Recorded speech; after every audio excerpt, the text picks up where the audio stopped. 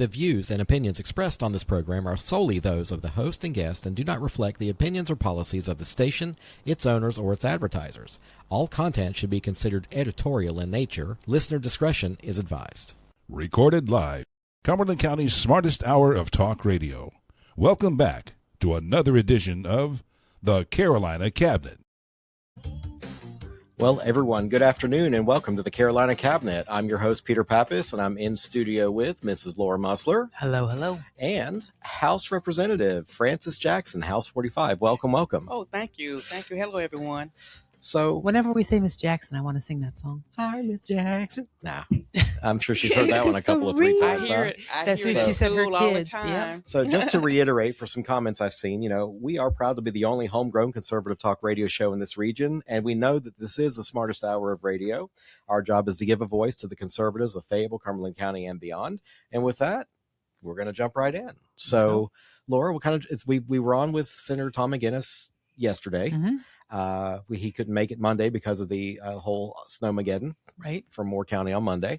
And we had Miss Janine Ackles on Monday at the regular scheduled time, 6, Okay. Actually, no, we went early for her. Yes, 3 o'clock. Well, it was ice everywhere. Right. North Carolinians, we don't know ice or snow. We don't know what to do. We don't. And if I hear anybody else say, y'all don't know how to drive, do you?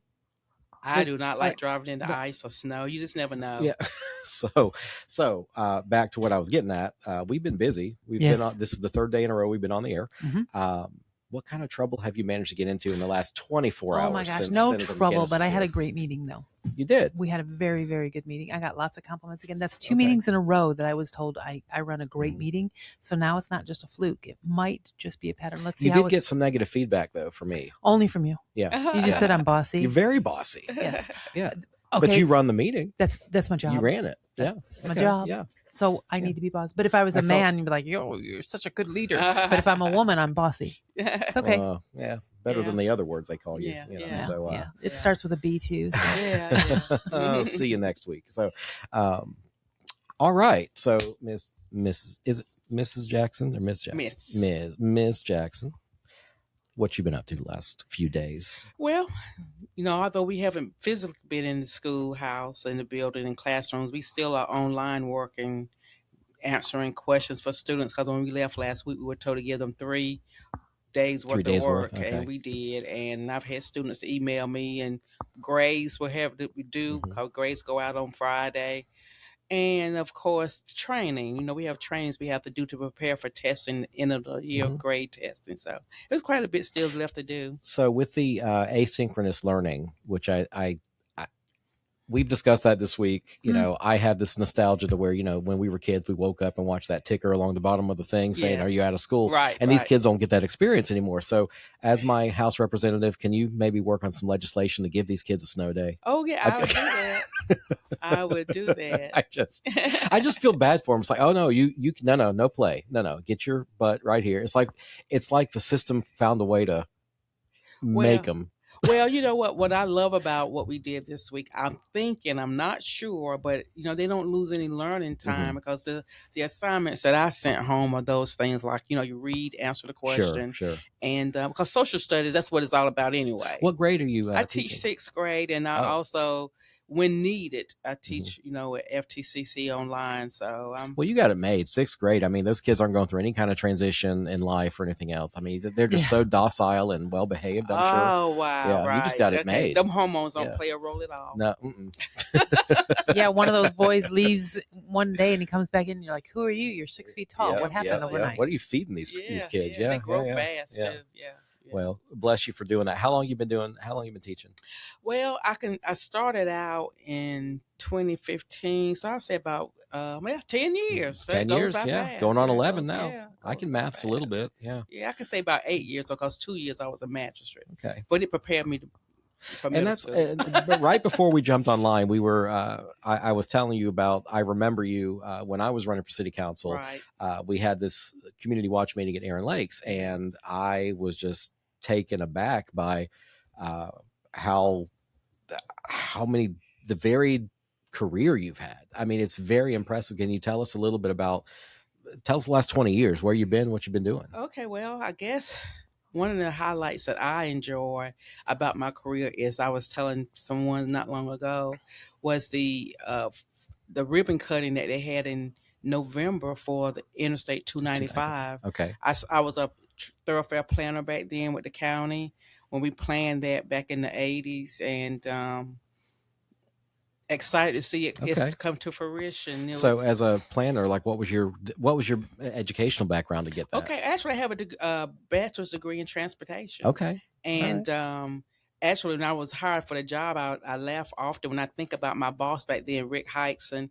He said he had to look and make sure it wasn't a fake degree. And I said, I understand. A lot of people don't know, but it was transportation and economics, actually. From what school? From North Carolina A&T State University. I'm very proud Aggie. And I decided to go that route because there were so many people. I was like a business degree. I'm like, everybody does that. So I wanted something that where I would get out of school, I would find a job.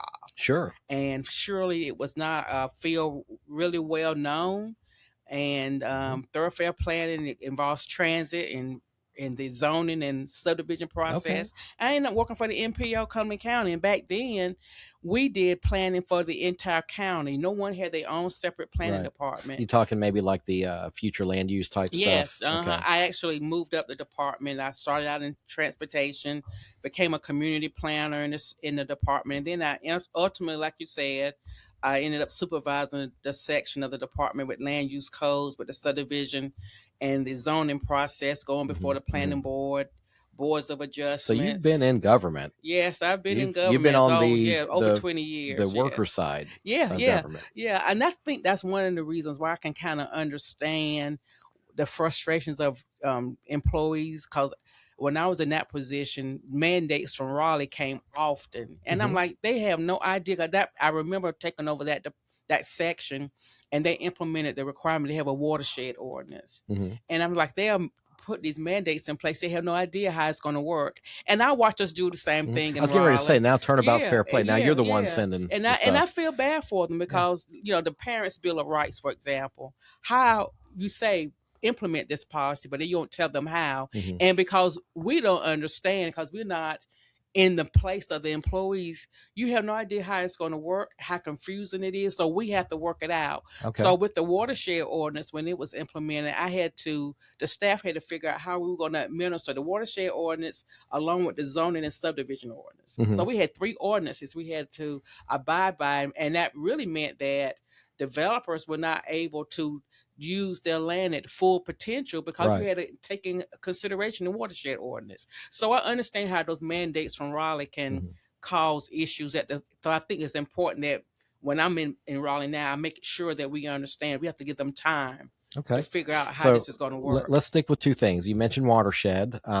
Recently, myself and probably 47 other citizens stood up and spoke at the Department of Environmental Quality, had the we call it a seminar, I guess, at our public information session at Fayetteville Tech about Fuquay-Varina trying to do the interbasin transfer of 6.17. You can correct me. Yes, it was. I'm going through my brain here. 6.17 million gallons. The thing is, they want our water, but they don't want to return our water. That's the only problem. Yeah, I have an issue with it. I was there that night and sitting home this week, I understand why. You saw where they had to cut back on their water usage. And I'm like, I have an issue with them taking our water. Bad, whether it's bad or not, we need it. And if we're required to manage our development, they should be required to do the same. So you're in the driver's seat, because we did have Representative Billy Richardson. Long retired, but Billy got up and he spoke, and I enjoyed listening to him because his perspective is of, I guess, 30 years ago, maybe he was in the House. So, and he said, look, Kerry and Fuquay, they knew it was going to get bad. And they had this lead time of like 30 years and didn't do anything. It was only 30 years. It's the government. Nothing gets done in 30 years. Nothing good gets done. But so what do you think we can do to help our neighbor? Because they're going to need water. So is their delegation working on getting funding maybe to get a return pipe for us? Or I'm not sure who all their delegates are. I think I may know of one, And just like many of us, and it's like dealing in this business, when you have frequent turnover in elections, you don't know who you're going to end up talking with. So I think Donald White is one of their representatives. Okay. And I think Representative Penny, I think, covers that area too. So but are you seeing a concerted effort? No, I do not. I do not see a concerted effort. They needed it 25, 30 years ago. They need it now. Most likely, I think, because of the lawsuit that the city of Fayetteville brought last time against Cary, the precedent is set that no, we're not going to give you our water. But go ahead. I'm concerned that all this took place after we came home. I mean, we were already back out of as far as the legislature, okay. And I do think that that's an issue that we need to discuss with those individuals who represent them. But to Laura's point, nothing in government happens quickly or well. So, sorry, Representative. I'm just going to throw that out. But it's the truth. She isn't there by herself. It's not like this is solely her responsibility. DEQ, for them to plan those things, had to be months in advance before y'all came home. So, is there a legislative liaison to?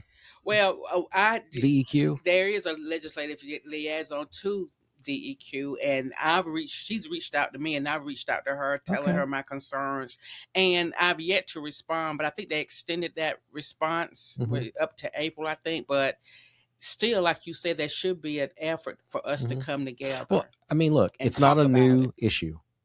It's not new at all. No, it's not. And I mean, the thing, if it was a kid, it's new to me. It was old enough to have almost having babies now. So I think it's new to some of us who are new, because I was very pleased and proud when former Representative Richardson did get up and he did say that. And I was actually pleased with all those who did speak, because like I said, I was sitting back, I was learning, because it was new to me about I have seen some bills to come through and I just didn't support them, but I didn't think they would get to that degree where we are actually talking about moving water and not returning it. Well, and it's just, it really is just a second act from I'm just going to say from that region to Fayetteville. Right. It was Cary last time. Now this time it's Fuquay.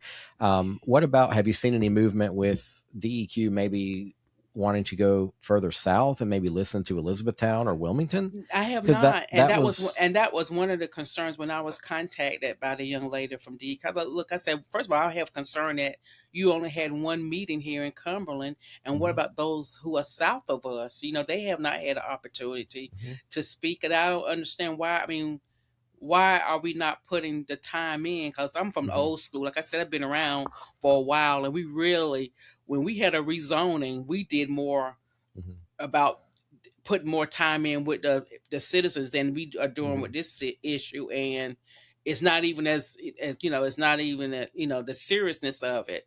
It's not at the same level. So there definitely needs to be some conversations going on. And I can tell you that probably won't happen till after the primary, like everything else. We don't have a budget, and that's important too. So, Well, and I think we shared our frustration about the budget with Senator McGinnis yesterday. I think it does come down, unfortunately, to personality conflict. Oh yeah, I mean, in government, because I found that the Republicans control both houses right now. So it's like, come on, bro, let's just get it done. Yeah. Well, that's funny, because in the federal government, Senator Langford, he is creating a bill called Preventing Government Shutdowns Bill, where they cannot go home without creating a budget.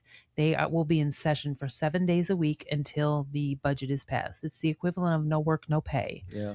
So I think that would be a good idea. I think that we should do that for North Carolina. Oh, so you say now, Representative, because we definitely should do but see, okay, and I like that, but here's the thing: too. It's not. For once, I'm going to say it's not the Democrats' fault. For once, yeah, right. For once, I'm going to say it's not their fault. It's our fault. Right. Yeah. I've said that a lot sometimes. Oh, God, yeah. I mean, I feel bad they got to keep Representative Jackson up there. It's not their fight. And then, then the pressure is on those people that are in charge, because not just the Democrats will be upset.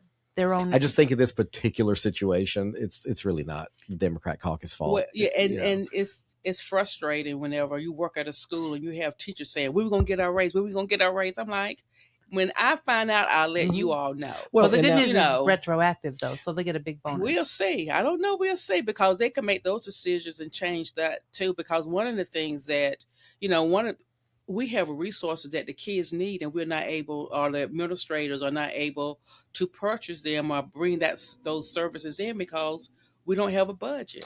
Or would those be now? Well, you have a budget. It's just the A old mini one, budget, a right? mini It's budget. an old budget. So, right? are these things that we're trying to acquire newly that we can't get, or I mean, we still have funding for the existing programs we had before July? But one of the things that they want to do more, getting the kids out in the real world, like field trips and things like that. You can't do that, and then they have positions that are frozen.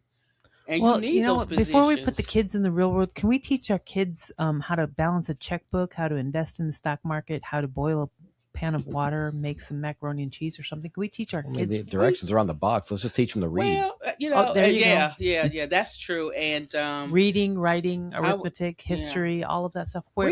Those things are not. They are important, but they are approached in a different way now. And I agree that we do need those things, and that's why we need to put the money there for that. We need to. I mean, when I went to school, we had I took auto shop. I took it for the we're talking about the olden times. Yeah, those were good days. I'm saying we need to get our schools back to that way, and that's why I love school choice. Yeah, well, one of the things that I miss, like you were saying, we learned how to cook in school, but now it's so much that they try to do. They call it CTE now, and they're trying to teach them a number of things. What's that mean, CTE? Career, technology. So it can't be home education. Okay. So it's not only one thing; it's several things. Okay. So, but it's the approach. We have to step back. I'm on a committee that the governor appointed me to. It's called the Southern Education Regional Board, maybe it's a Southern Regional Education Board, and all the states south from Virginia to Alabama, Mississippi, we come together and we talk about how we can improve it. It's like a think tank group.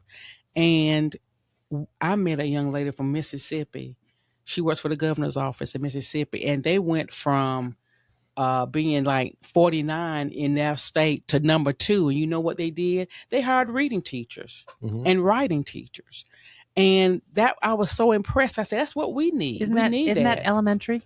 I would have thought so, but I'm not getting it. I'm not getting it. And one of the things you have to admit, I know when I came up in a single family household, my mom lost my dad at the age of 27. He was 27. She was 27. But it's still at the house. We talked about where's your homework? What did you learn in school today? And I tell my students all the time, one of the things that started, one of the inventions that separated the home was TV. That's true. And when you had one television, my research, I did my dissertation, I learned that. When you had one television in the house, everybody had to come together and talk. Now they're not doing that, and for a number of reasons, not just. Well, that's because I don't like my whole entire family. No, it's not that. You're right, exactly. Yeah, exactly. I want to be on my cell phone. No, you had to come together and talk, and you made sure your homework was done. Right. And my mom made sure I knew my multiplication tables. So, we can say what school is required to do, but we can't do it all. We can't teach you and raise you.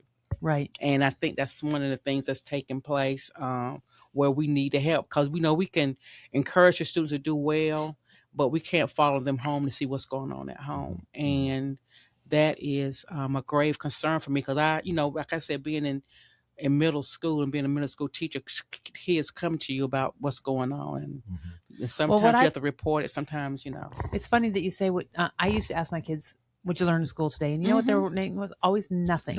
So what I actually started doing was asking my grandson, because I started that with my grandson. What did you learn in school today? Nothing. I said, what's the best part of your day today? The way you act. So you took a different approach. Yes. So now he starts telling him about the highlights of the day. I said, okay, now what could you have done better today?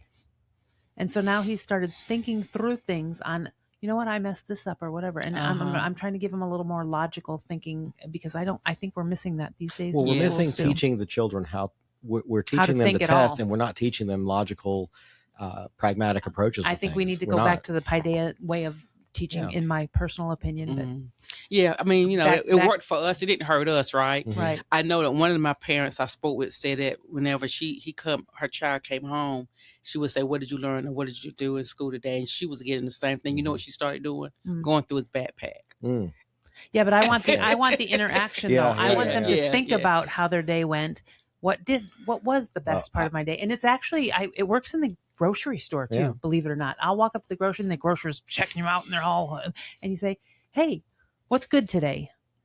And you know what? They're like, nothing. I'm about to get off. And then, but in their back of their mind, it's a psychological trick that I learned. In the back of their mind, they start thinking and they're like, and all of a sudden you'll see them be a little less angry and that, well, you know what? I did this today.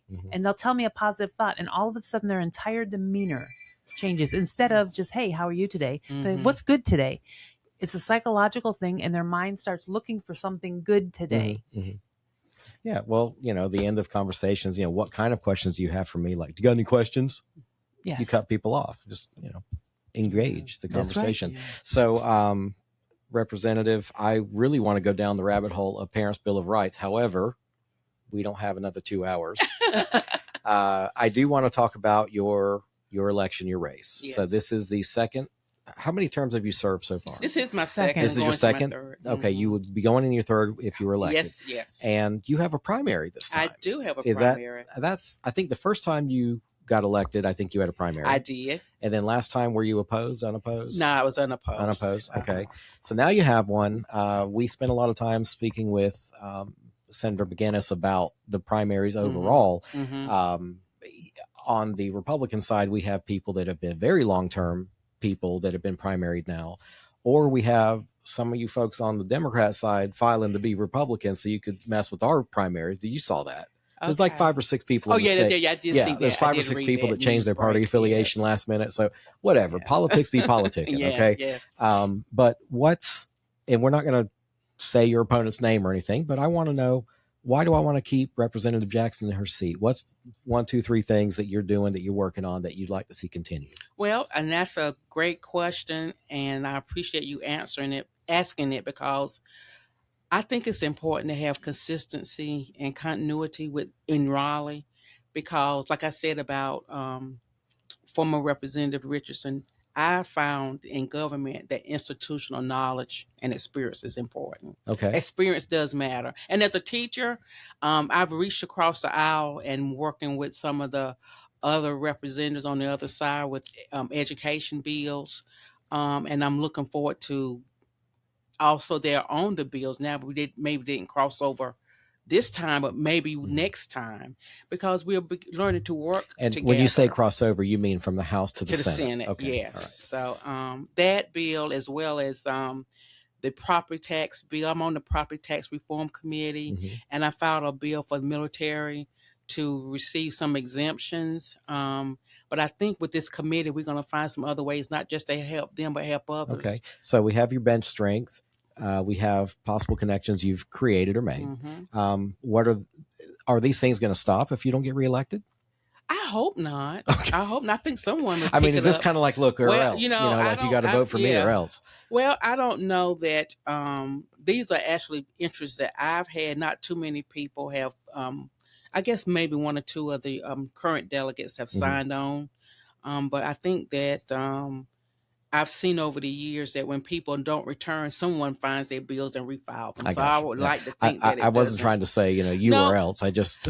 Well, I think it's important to know. It's a big body. Yeah. It's a lot of stuff going on. Yes. But I think it's important to know that the bill itself and the personality and the individual knows the in and outs about how to get it accomplished, and not just a cliche ham off. What's the biggest thing going on in Cumberland County, Hope Mills area, in your district? Like, what's one of the biggest things that you want to continue working on?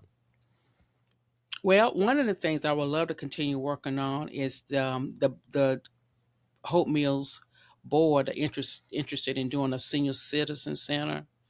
And I think that's important because our population is aging over there, including me, and they have to have some place to go.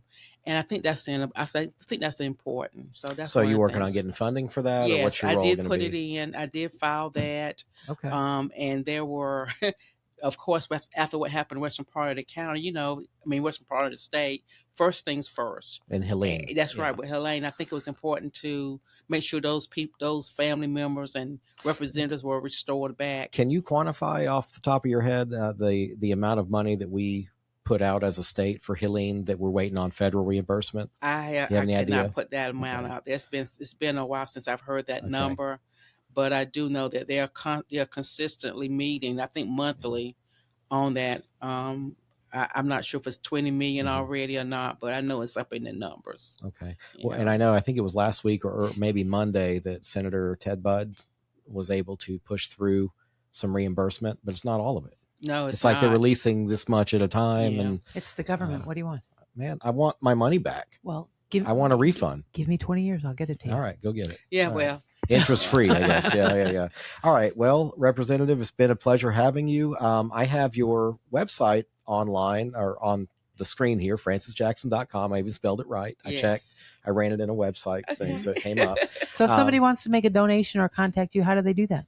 Through that website. Okay. They can go there. They can volunteer to work on the campaign. I definitely need some individuals to volunteer to work the polls for me while I'm in class, because I don't think my students, when I leave out the classroom, they go to Raleigh, they have a fit. So I'm certainly not going to do that to go to a poll. Okay. So I need someone to, some folk to help me with that if they are interested in doing so. I do have some volunteers, but life happens and you just never know. Let me ask you the bane of my existence as a candidate. How many precincts do you need to cover on election day? 17. Oh, you got it made. Oh, I was going to say that's easy peasy. Yeah. Really? Run for county commissioner. There was 72 in my district. At large. Yeah. That's, well, at that's large is going to be 80. That'll be all 87, I think. Oh, wow. Like yeah. Yeah, but 17 is like 17's a breeze. I can do that in my 17, sleep. you got cousins. Yeah. Cousins. Friends and family election, man. Yeah, if they don't work, Everybody's got the cousin that don't work. Come on now. Everybody's got a cousin Bootsy someplace in their family. Yeah. It doesn't matter. So, and if you team up with like other people that are running in different campaigns, you can cover this poll, and then I'm going to cover that poll, and you guys hand our stuff out. So that's teamwork makes the dream teamwork. work. I have 1 or 2 commissioners. I'm hoping to do that with. So okay. We'll see. Well, thank you so much for being here this afternoon. Thank you for the invitation. And, I told you it was going to be fun. And it was. I told you. Yeah, no, we're scary Republicans. Scary. Yeah. We devour our Democratic opponent right. people. Yes, big time.